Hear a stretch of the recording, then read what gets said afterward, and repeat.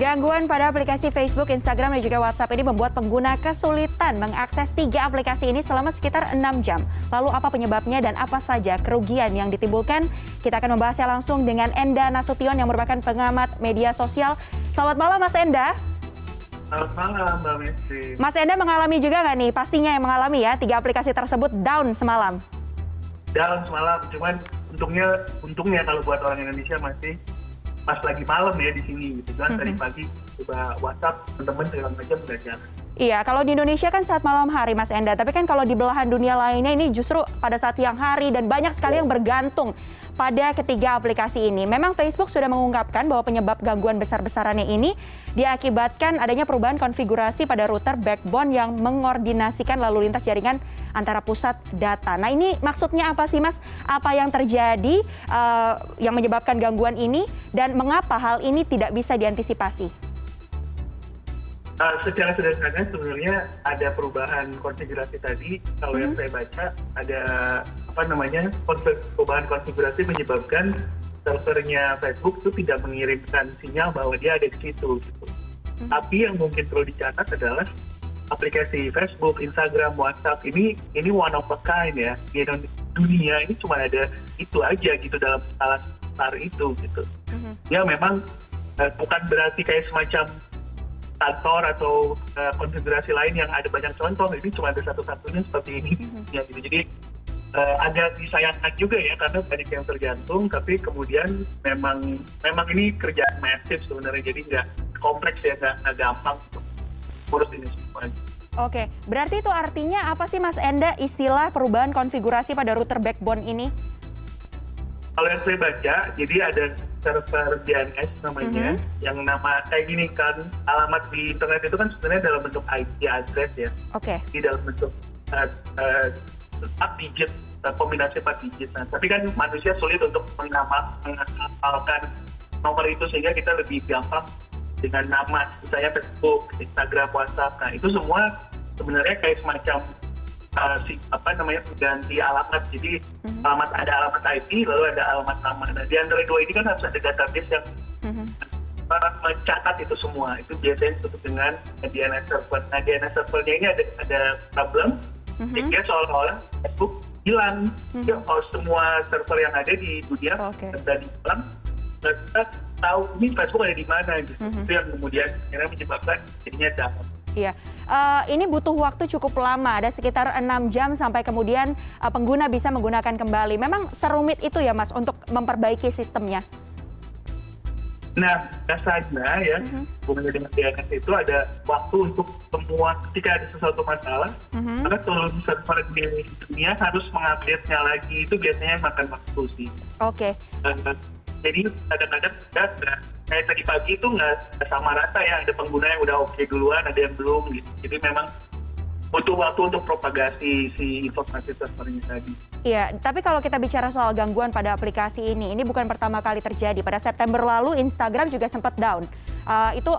Kenapa sih Mas ini bisa sampai berulang dan tidak bisa diantisipasikah oleh pihak pengelola? Nah, memang dari sisi pengembang ya, mungkin karena saya pernah di sisi pengembang juga, kadang-kadang kita sebagai pengguna tuh take it for granted aja gitu. Begitu lancar, nggak ada yang komen gitu ya, nggak ada yang posisi juga. Tapi begitu down, semua orang jadi ribut gitu. Tapi di sisi lain memang antisipasi pasti sudah dilakukan ya, dan ada beberapa kejadian juga. Waktu sebelumnya sempat ada server yang rusak ya, server yang rusak, lalu kemudian ada yang mungkin ada jaringannya yang mati dan lain sebagainya. Nah, ini sekali lagi kejadian pasti sudah ada antisipasi berikutnya supaya yang tidak terjadi. Tapi yang kita nggak tahu adalah ke depan akan ada problem apa lagi. Nah, itu yang kita nggak tahu. Oke, berarti adanya gangguan seperti ini adalah hal yang wajar ya untuk aplikasi-aplikasi yang ada begitu. Kita bicara dampak dan juga kerugian. Ini dari data yang ada, pemiliknya ini rugi sampai 99 triliun. Kemudian sahamnya juga sempat anjlok ini Facebook. Tapi dari sisi pengguna pasti banyak sekali kerugian yang juga didapatkan ya Mas, terutama mereka yang bekerja dan bergantung pada 3 media sosial atau 3 aplikasi ini. Sebenarnya bisa nggak sih kalau kita tuh sebagai pengguna mengajukan rasa ganti rugi begitu, atau mungkin menyampaikan komplain terhadap adanya gangguan ini? Ini agak-agak lucu ya, bukan agak unik juga, karena kan kita menggunakan layanan ini semua gratis ya. Oke. Nggak ada yang kita harus bayar gitu kan. Ya memang kita dalam posisi pada saat kita memang sudah berganti.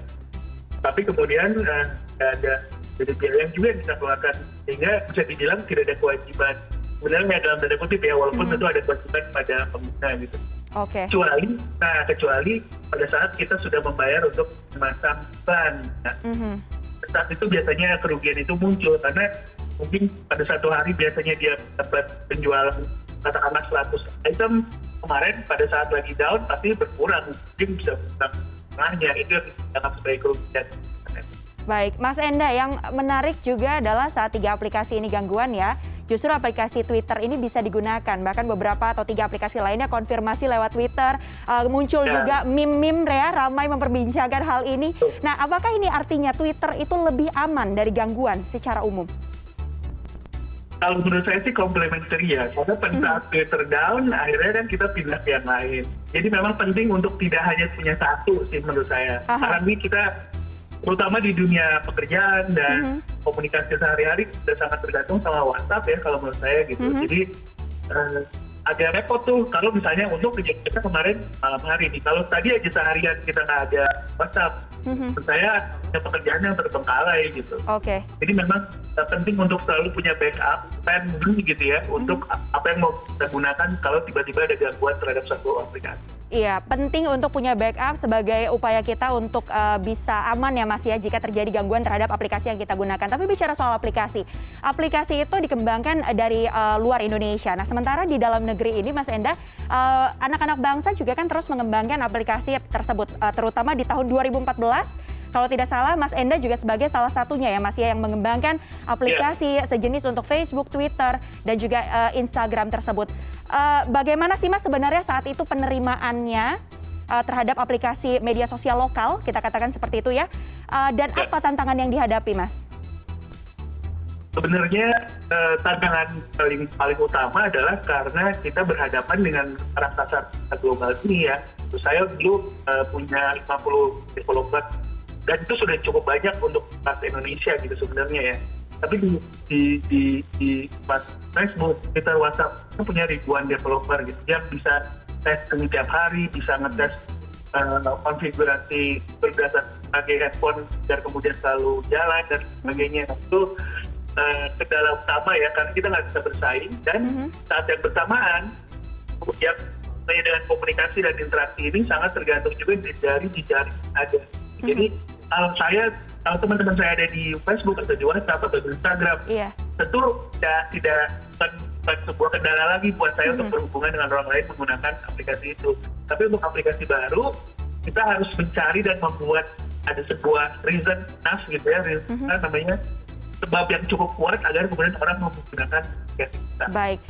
Iya, kalau tadi kan Mas Enda menyatakan hal tersebut mungkin itu akan dampaknya terhadap komunikasi kita dengan orang-orang yang di luar Indonesia, sebutlah seperti itu.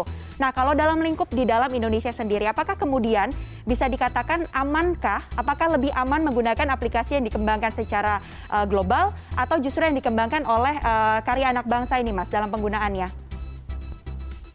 Kalau dari sisi keamanan sebenarnya ya, karena aplikasi global ini sudah dites oleh berbagai kendala seperti yang kita alami aja kemarin gitu ya, dan juga usaha untuk hacking dan lain sebagainya, dan mereka selalu update terhadap security, sebenarnya mereka dalam keamanan yang lebih tinggi gitu. Nah, aplikasi buatan Indonesia ini mau nggak mau harus compete di level yang sama untuk menyediakan layanan di kelas yang sama juga. Itu yang jadi kendala karena mereka kan sudah punya base revenue yang jelas ya. Sedangkan untuk pengguna baru atau aplikasi baru ini harus ngejar ke sana gitu. Nah, tanpa dukungan modal, tanpa dukungan support dan untuknya modal ya, agak sulit untuk kemudian kita bisa mengejar ke sana. Baik, yang kita secara teknologi sebenarnya nggak terlalu sulit sebenarnya kalau secara teknologi ya. Tapi secara bisnis itu yang jadi kendala. Ya, seperti yang tadi Mas Enda sampaikan, kita harus punya opsi ya Mas, selalu tidak hanya bergantung pada satu atau dua aplikasi saja. Untuk itu kita juga berharap ini aplikasi karya anak bangsa bisa mendapatkan dukungan agar nantinya juga bisa menjadi opsi bahkan merajai ya Mas ya di Indonesia. Terima kasih banyak Enda Nasution sudah bergabung bersama kami malam hari ini di CNN Indonesia Connected.